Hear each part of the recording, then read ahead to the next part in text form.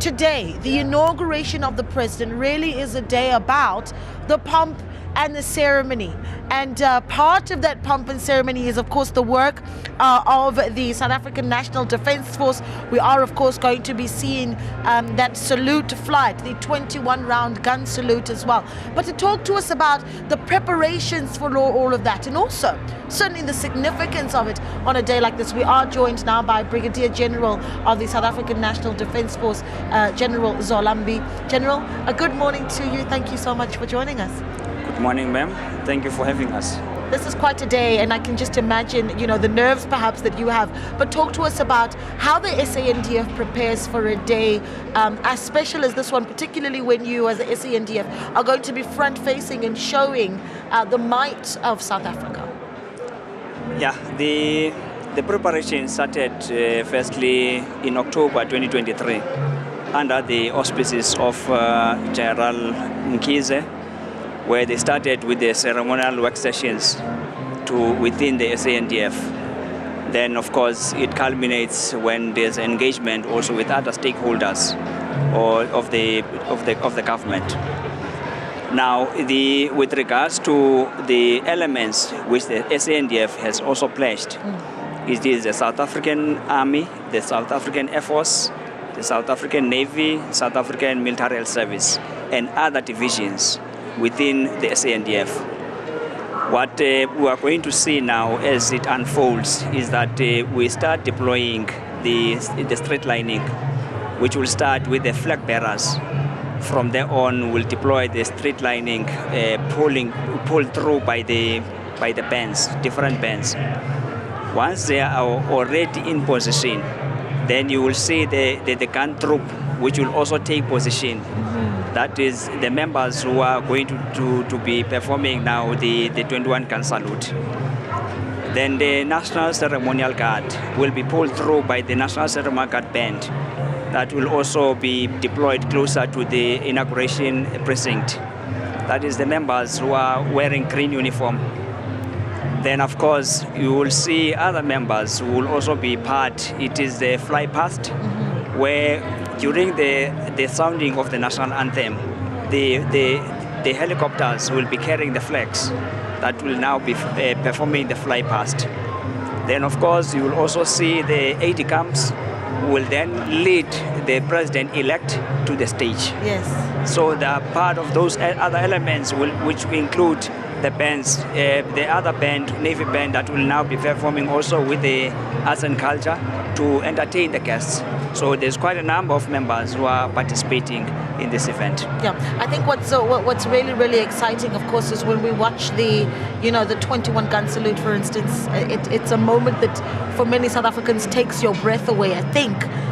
When you think about an inauguration, many South Africans who were here 30 years ago would think about watching that fly past in 1994 and what it symbolized for South Africans of a brand new country to come. Talk to us about the significance of that, right? Certainly what the 21 gun salute symbolizes, what is the message behind it, and even that fly past? Well, one, I think we should also take back to history. The 21 gun salute started first in the 14th century, when you'll see the ships visiting others. They would empty their guns as a symbol of showing that they come in peace. Then again in the 17th century, it happened that when ships now visiting other countries, then because in the ship they would mount 7 guns. And then on land, they will be mounting 3 guns.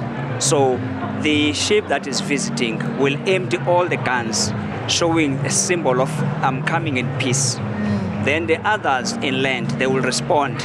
So that 3 times 7 became 21. Right. So it became now the tradition throughout the world. It's an international practice that it is the highest honor, showing peace and authority to indicate that I'm coming in peace. So that 21 gun salute was then adopted as a symbol of the highest honor given to head of states, to the prime ministers, the kings, and so forth. And especially when they are visiting, or now during the inauguration, that we are giving the highest honor to the state president. That's Absolutely. basic. Yeah. Wonderful, wonderful. Let's talk to us a little bit about whether or not events such as these have been able to encourage others to join the SANDF and really also the reputation of the SANDF globally. I mean, when we display what we have on offer today during the inauguration, what do you want the world to think of our Defence Force? Firstly, I would like to take it back where our mandate, withdraw our mandate from the Constitution of the Republic.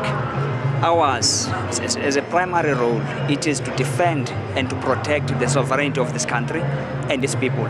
And we do that within the ambits of the international law.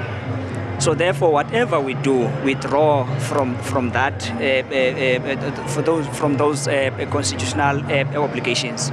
So I would really encourage those young ones who wish to join the Defence Force to be part of the National Defence Force to protect, to defend.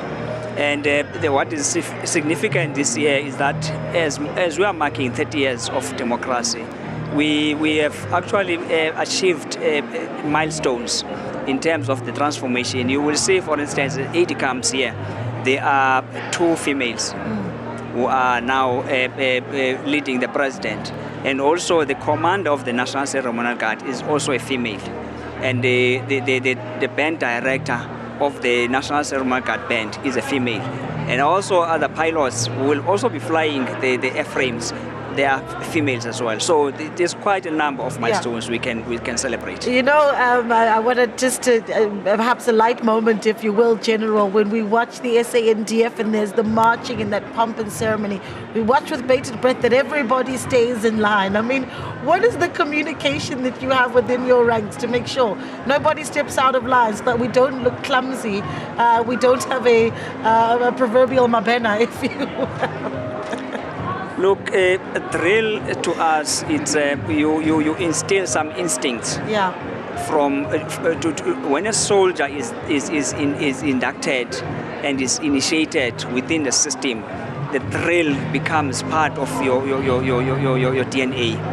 So therefore, you work on instincts. Whether you are told to turn right, to turn left, you work on instincts. Yes. And of course, intelligence will always remain there. But what is important is that the distinction from a soldier, for a soldier is that of military decorum and military etiquette. Yes. Yeah, all right. Well, we look forward to seeing the display from the South African National Defence Force. That's set to take place, of course, after the congratulatory praise poem by Ndombi Yamutsonga.